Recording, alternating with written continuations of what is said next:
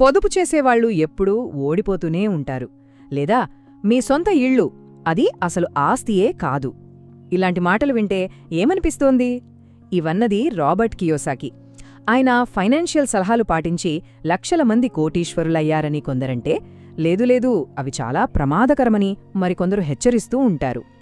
సరే, ఇంతకీ ఇందులో నిజమెంత? ఈరోజు మనం కియోసాకి చెప్పే ఆ వివాదాస్పద ఆర్థిక సూత్రాల్లోకి కాస్త లోతుగా వెళ్ళి అసలు సంగతేంటో చూద్దాం.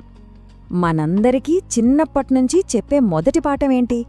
డబ్బు పొదుపు చేసుకో అనే కదా. కానీ కియోసాకి ఏమంటారంటే, ఇదే మనం చేసే అతి పెద్ద ఆర్థిక తప్పట.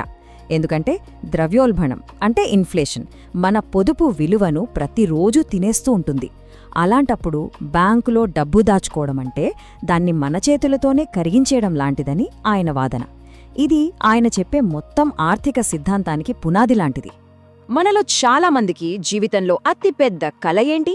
ఒక సొంత ఇల్లు కట్టుకోవడం. దాన్ని మనం అతిపెద్ద ఆస్తిగా చూస్తాం. కానీ కియోసాకి దీన్ని పక్కాగా ఖండిస్తారు. ఆయన దృష్టిలో జేబులోంచి డబ్బుని బయటకు తీసుకువెళ్లే ప్రతిదీ అప్పే. మరి మనం ఉండే సొంత ఇల్లు సంగతేంటి? ప్రతి నెల ఈఎంఐలు, ఇంటి పన్నులు, మెయింటెనెన్స్ ఇలా మన జేబులోంచి డబ్బులు తీసుకువెళ్తూనే ఉంటుంది కదా. అందుకే అది ఆస్తి కాదు, అప్పు అంటారాయన. ఇంకో మాట ఏంటంటే, ధనవంతులు డబ్బు కోసం పని చెయ్యరు. వినడానికి చాలా వింతగా ఉంది కదా. కానీ కియోసాకి ప్రకారం ఇదే అసలైన సీక్రెట్. సరే, వాళ్ళు డబ్బు కోసం పనిచేయకపోతే మరి డబ్బే వాళ్ల కోసం ఎలా పనిచేస్తుంది? ఆ ప్రశ్నకు సమాధానం తెలియాలంటే ఆయన ఆర్థిక వ్యూహంలోని 6 ముఖ్యమైన పాయింట్స్లోకి మనం వెళ్ళాలి.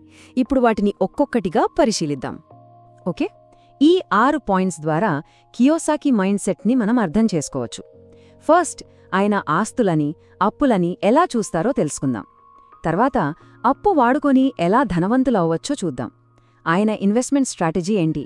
ఆర్థిక మాంద్యం వస్తే దాన్ని ఎలా అవకాశంగా మార్చుకుంటారు? ఇవన్నీ చూశాక చివరిగా ఇవన్నీ చేయడానికి కావలసిన విన్నర్స్ మైండ్ సెట్ గురించి కూడా మాట్లాడుకుందాం. సరే, కియోసాకి ప్రపంచంలోకి మనం అడుగు పెట్టాలంటే ఫస్ట్ ఆయన భాష నేర్చుకోవాలి. ఆయన డిక్షనరీలో ఆస్తి, అప్పు అనే పదాలకు మనకు తెలిసిన అర్థాలు ఉండవు.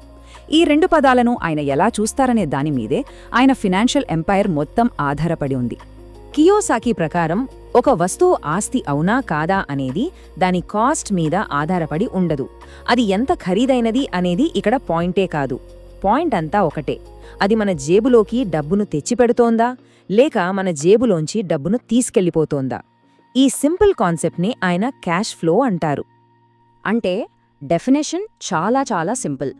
ప్రతి నెల మన జేబులోకి డబ్బు తెచ్చిపెట్టేది ఏదైనా సరే అది ఆస్తి. ఉదాహరణకు మనకు అద్దె వచ్చే ఒక ఇల్లు. అదే మన జేబులోంచి డబ్బు తీసుకెళ్లేది అప్పు. అందుకే మనం నివసించే సొంత ఇల్లు కూడా అప్పే అవుతుంది. ఎందుకంటే దానికోసం నెల ఈఎంఐ, ట్యాక్సులు, మెయింటెనెన్స్ ఖర్చులు కడుతూనే ఉంటాం కదా. రైట్, ఇప్పుడు next point.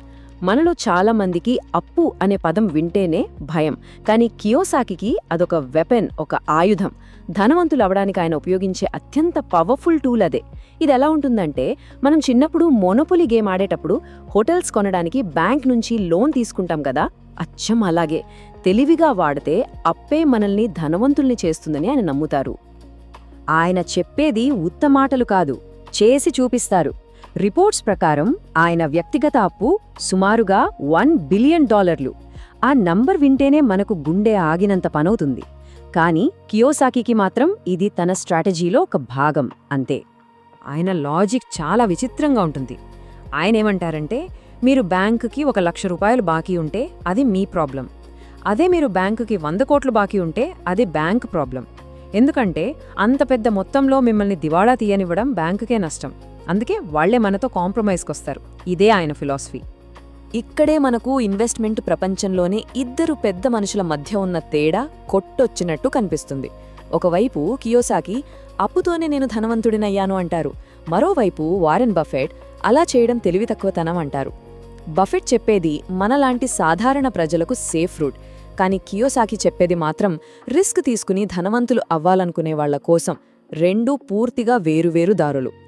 Kiyosaki investment strategy మొత్తంలో ఒకే ఒక్క పదం చాలా ముఖ్యం. అదే కంట్రోల్, అంటే నియంత్రణ. ఆయన తన డబ్బును ఎప్పుడూ వేరే వాళ్ల చేతిలో పెట్టడానికి ఇష్టపడరు. స్టాక్ మార్కెట్ లాంటివి. అంటే మన కంట్రోల్ లేని చోట డబ్బు పెట్టడం ఆయనకు గ్యాంబ్లింగ్, అంటే జూదం లాంటిది. అందుకే ఆయన పెట్టే ప్రతి ఇన్వెస్ట్మెంట్పై తనకే పూర్తి కంట్రోల్ ఉండాలని చూసుకుంటారు.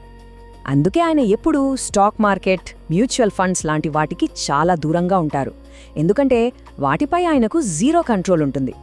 దానికి బదులుగా ఆయన ఏం చేస్తారంటే రియల్ ఎస్టేట్, అంటే అపార్ట్మెంట్లు, హోటళ్లు, ఆయిల్ వెల్స్, బంగారం, వెండి గనులు, చివరికి రోడ్ల పక్కన ఉండే పెద్ద పెద్ద బిల్బోర్డ్లలో కూడా ఇన్వెస్ట్ చేస్తారు.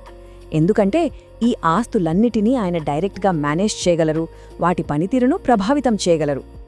ఈ ఒక్క మాట చాలు కియోసాకి మైండ్ సెట్ ఏంటో అర్థం చేసుకోవడానికి.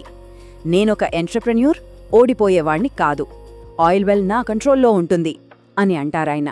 అంటే తనను తాను కేవలం ఒక ఇన్వెస్టర్గా కాకుండా ఒక పారిశ్రామికవేత్తగా చూసుకుంటారు. ఆయనకు కంట్రోల్ అనేది కేవలం ఒక స్ట్రాటజీ కాదు, అది ఆయన ఐడెంటిటీలో ఒక భాగం. మరి స్టాక్స్ లేదా 401k లాంటివి ఎందుకు వద్దంటారు? సింపుల్, వాటిపై మనకు ఎలాంటి కంట్రోల్ ఉండదు కాబట్టి. అవి ఓడిపోయేవారి కోసం అని ఆయన గట్టిగా నమ్ముతారు. ఆయన ప్రకారం స్టాక్స్లో ఇన్వెస్ట్ చేయడమంటే ఒక పెద్ద షిప్లో ప్యాసింజర్గా ఉండటం లాంటిది. కెప్టెన్ ఎవరో, షిప్ ఎక్కడికి వెళ్తుందో మన చేతుల్లో ఏమీ ఉండదు. అందుకే ఆయన అలాంటి వాటిని వద్దంటారు. ఆయనెప్పుడూ ఆ షిప్కి కెప్టెన్గా ఉండాలని చూస్తారు, ప్యాసింజర్గా కాదు. సరే, మార్కెట్ క్రాష్ అవుతోంది, ఆర్థిక మాంద్యం రాబోతోంది అంటే మనందరం భయపడిపోతాం.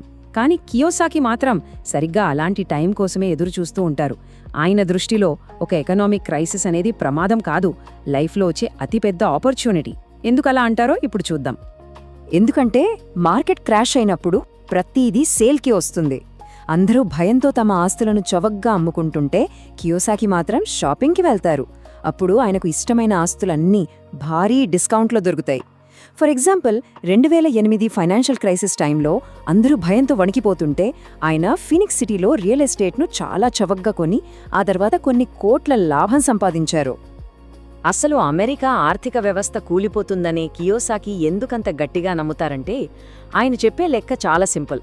ఒక ఫ్యామిలీ ఉందనుకుందాం, వాళ్ల సంపాదన సంవత్సరానికి 5 లక్షలు, కాని ఖర్చు 7 లక్షలు.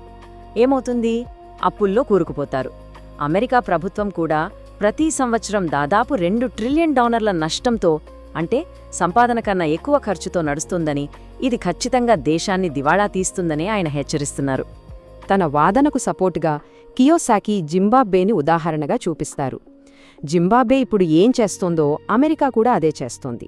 అప్పులు తీర్చడానికి డబ్బుని ప్రింట్ చేస్తూనే ఉన్నామని అంటారు.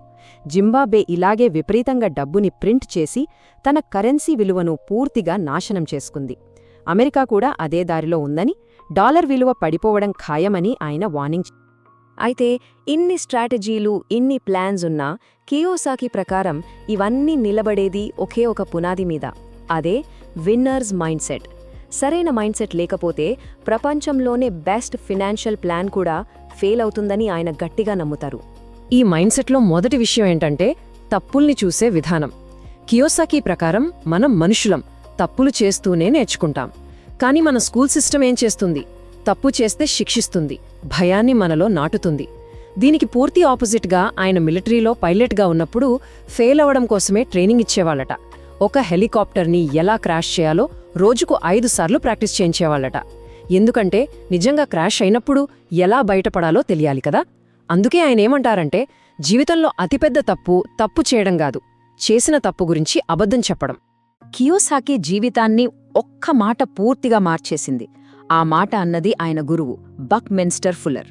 ఆయనేమన్నారంటే, కేవలం ధనవంతుడు అవ్వడం అనేది ఒక మంచి బ్రెయిన్ని వేస్ట్ చేసుకోవడమే. ఆ మాట వినగానే కియోసాకికి మైండ్ బ్లాక్ అయింది. ఏంటి, డబ్బు సంపాదించడం కాకపోతే మరి జీవితానికి అర్థమేంటి అనే ప్రశ్న మొదలైంది. ఆ ప్రశ్నకు సమాధానంగా ఫుల్లర్ ఇంకో ప్రశ్న అడిగారు. ఈ ప్రపంచంలో దేవుడు ఏం జరగాలని కోరుకుంటున్నాడు? ఈ ఒక్క ప్రశ్న కియోసాకిని పూర్తిగా ఆలోచనలో పడేసింది. అప్పుడు ఆయనకు అర్థమైంది, తన లక్ష్యం కేవలం డబ్బు సంపాదించడం కాదు, తనలాంటి వాళ్లకి ఆర్థిక విద్యను అందించడమని. ఆ ఆలోచన నుంచే రిచ్ డాడ్ పూర్ డాడ్ పుస్తకం పుట్టింది. చూడండి, కియోసాకి సలహాలు కరెక్టా కాదా అనేది పక్కన పెడితే ఆయన ప్రయాణం మన ముందు ఒక పెద్ద ప్రశ్ననుంచుతుంది. మన ఆర్థిక లక్ష్యాలను దాటి మన జీవితానికి అసలైన పర్పస్ ఏంటి?